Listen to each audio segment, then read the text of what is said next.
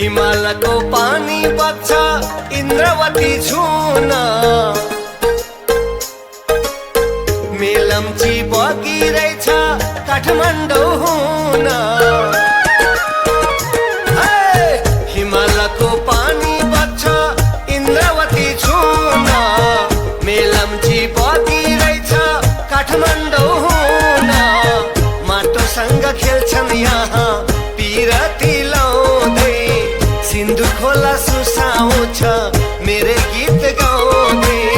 त्यही हो मेरो गाउँ, आऊ साथी घुम्नलाई जाऊ। हाम्रो मेलम्ची नगरपालिका, हाम्रो मेलम्ची नगरपालिका, हाम्रो मेलम्ची नगरपालिका, हाम्रो मेलम्ची नगरपालिका।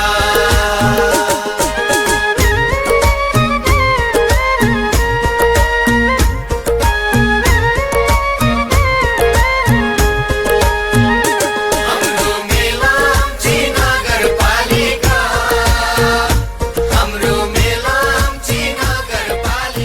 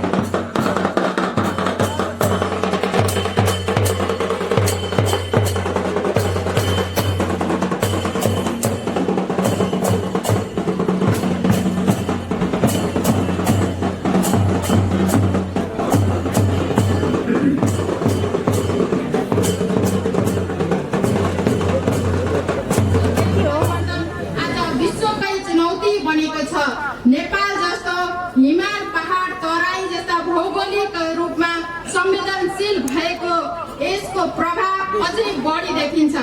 बाढी, पहिरो, हुरी, चट्याङ, अनियमित वर्षा जस्ता समस्याहरूले हाम्रा जनजाति, हाम्रा जनजीवन, कृषि उत्पादन, पूर्वाधार विकासमा धेरै चुनौती बढिरहेको छ।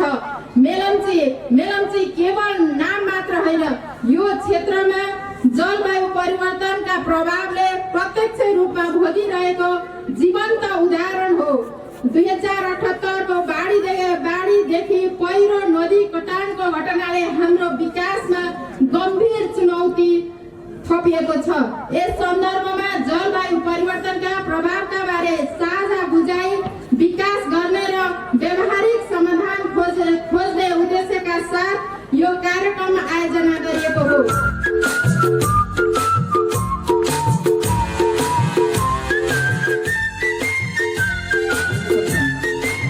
यस 6औं जलवायु सम्मेलन कार्यक्रमको आयोजना गरेर नेपाल सरकार वन तथा वातावरण मन्त्रालयलाई पनि यस कार्यक्रममा आमन्त्रण गरिदिनु भएको र यस कार्यक्रममा दुई शब्द राख्ने मौका दिनुभएकोमा आयोजक वर्गलाई म हार्दिक धन्यवाद पनि दिन चाहन्छु। यो जलवायु सम्मेलन र गुफा डाँडाको कुरा गर्दा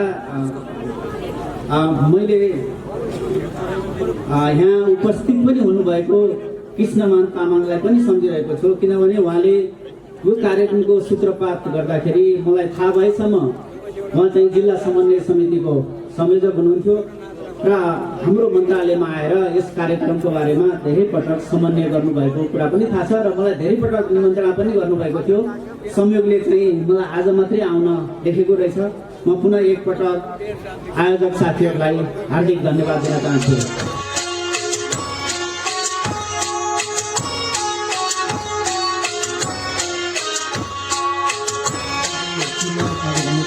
भए पनि यसलाई निरन्तरता स्वरूप यो नगरपालिकाले निरन्तरता दिएको छ र यो एउटा संस्कृतिको रूपमा विकास भएको छ र यसलाई एउटा संस्कृतिको रूपमा विकास गर्नुको निमित्त योगदान गर्नुहुने नगरपालिकालाई म विशेष धन्यवाद व्यक्त गर्न चाहन्छु र यसको परिकल्पना गर्ने खास गरी तत्कालीन जिल्ला समन्वय समितिका प्रमुख हाम्रो कृष्ण गोपाल तामाङज्यू, त्यस्तै गरी तत्कालीन नगर प्रमुख डम्बर अर्याल लगायत सबैलाई पनि म यो कार्यक्रममा सम्झन चाहन्छु, उहाँप्रति सम्मान व्यक्त गर्न चाहन्छु।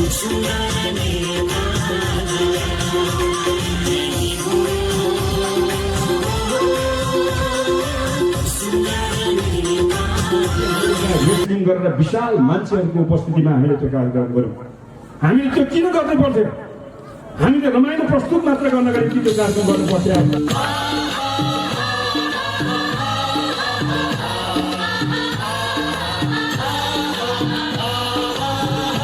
पूर्ववक्त आदरणीय मुख्यमन्त्रीज्यूले दुईटा चिजमा वचनबद्धता दिनुभयो कि जलवायु सम्मेलनको भवन निर्माणमा सहयोग गर्ने प्रतिबद्धता असाध्यै राम्रो सम्बोधन गर्नुभएको छ। हेर्दै जाउँ बाँकी कार्यान्वयनको पक्ष के हुन्छ। दोस्रो कुरा कि ओख्रेनी गोप्रेसम्मको सडक 5 पोखरी थाङपाल अथवा हाम्रो गाउँपालिका पर्छ त्यो भूभाग, यो गुफा डाँडा हुँदै ओख्रेनी गोप्रेसम्मको सडकलाई म विशेष बजेटको व्यवस्था गर्छु भन्नुभएको छ। सायद सम्भवतः विशेष बजेट व्यवस्था भनेको यही हिउँदमै हुने होला। म आशा छु, भरोसा लिएका छौँ र विश्वास लिएका छौँ र हेर्दै जाउँ उहाँले गर्नुहुनेछ। उहाँले भन्नुभएको छ गरी देखाउनु भनी नदेखाउनु। पूर्व वक्ताले के बोले म त्यतातिर जान्न चाहन्न, मैले जे बोल्छु त्यही गर्छु भन्नुभएको छ। मलाई विश्वास छ उहाँले जे बोल्नुभएको छ त्यही गर्नुहुन्छ।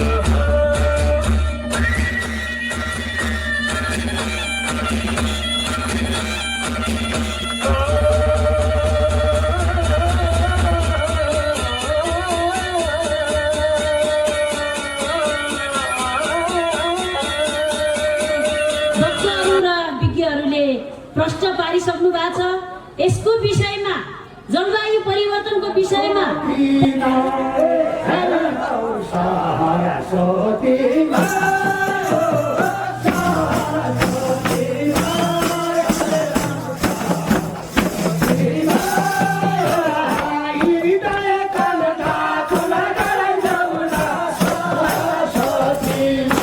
डाँडामा आयोजित जलवायु परिवर्तन सम्बन्धी कार्यक्रमको प्रमुख अतिथिता गर्नुभएका आदरणीय मुख्यमन्त्रीले आफ्नो मन्तव्य व्यक्त गरेर गइसक्नु भएको छ। राजाको सन्तान हामी बसेछौँ देशभरि छरेर, फेदाली राजाको सन्तान हामी बसेछौँ देशभरि छरेर, मेटेको इतिहास कोर्नु नै पर्छ सन्तति सबै मिलेर। परीक्षण गर्न लगाएका छौँ कि हामीले यसलाई, यो नाङ्गो डाँडा छ, यसलाई हरियालीमा परिणत गर्नको लागि एउटा चियाको बगान बनाउन सकिन्छ कि भन्नेतर्फ पनि हामीले त्योतर्फ पनि अध्ययन थालेका छौँ। त्यस पछाडि यहाँ विभिन्न अब पर्यटन केन्द्र भएको हुनाले सम्भवतः यहाँ बुद्धको मूर्ति पनि हुन सक्छ, यहाँ तपाईँको चाहिँ शिवको मूर्ति पनि हुन सक्छ।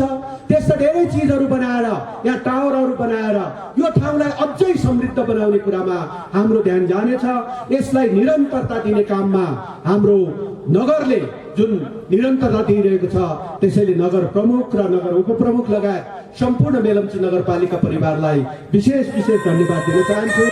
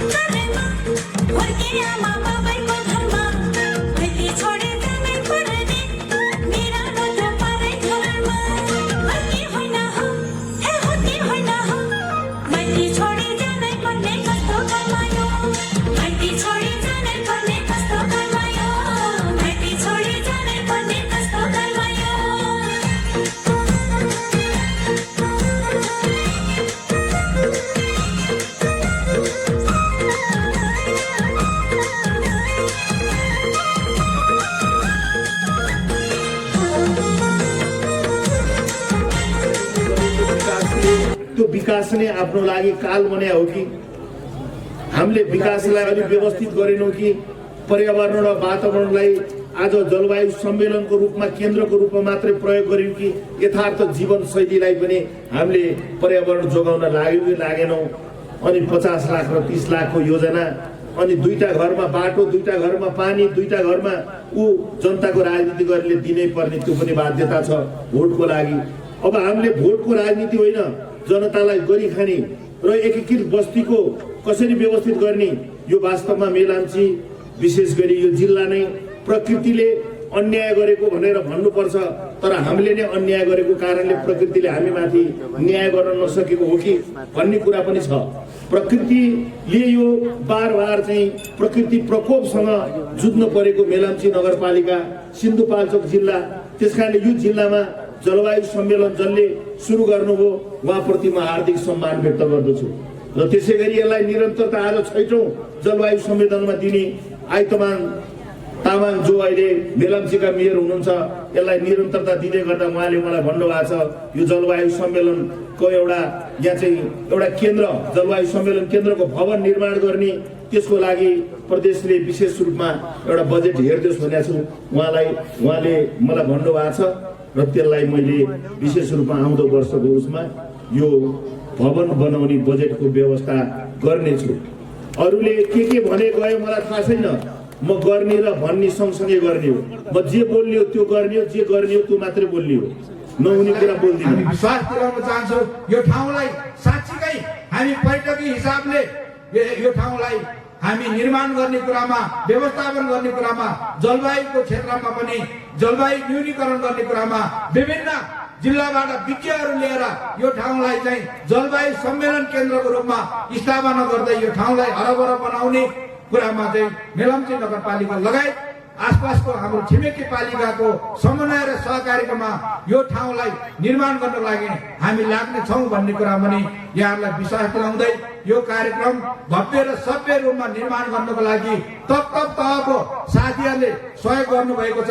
विशेष गरी जनप्रतिनिधि साथीहरू, कर्मचारी साथीहरू, पत्रकार साथीहरू, विद्यालय व्यवस्थापन समिति, शिक्षक गुरुवर्ग, सबै आम नागरिकलाई, मेलम्चीवासीलाई हृदयदेखि धन्यवाद दिँदै आयो। फेरि गुफा डाँडा हाँस्यो, जाडोले नाक रातो बनायो, मन चाहिँ तात्यो, चौठुलो डाँडा रमाइलो, बाक्लो लुगा 3 तह, जलवायु जलवायु जलवायु सुन्दै पसिना आउँछ, जाडो अझ बढ्दैछ तर चिन्ता चाहिँ तह तह।